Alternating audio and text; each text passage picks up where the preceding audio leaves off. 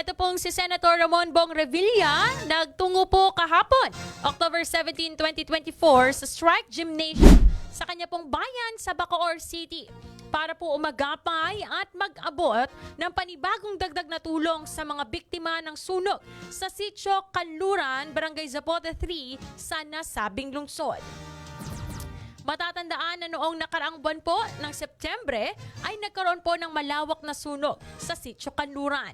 Ayon po sa datos, lagpas 500 na pamilya o katumbas ng 2,500 na mga individual ang naging biktima ng sunog at natupukan po ng tirahan.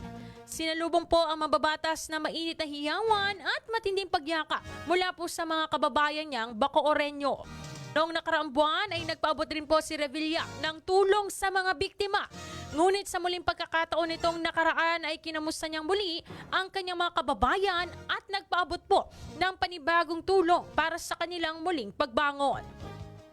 Ayon po kay Revilla, nakakahabag man umano ang sinapit ng mga residente sa Bacoor, nagpapasalamat pa rin po ito sa Panginoon at ligtas po sila.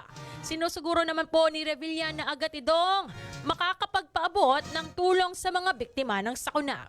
Hinikaya din po ni Revilla ang iba pa pong mga residente na may kaya na makapag-abot ng tulong sa mga nasunugan sa abot ng kanilang makakaya.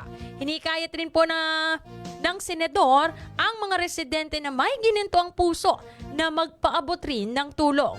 Binigyan rin po ng diin ni Senator Revilla na oras muli para sa bayanihan.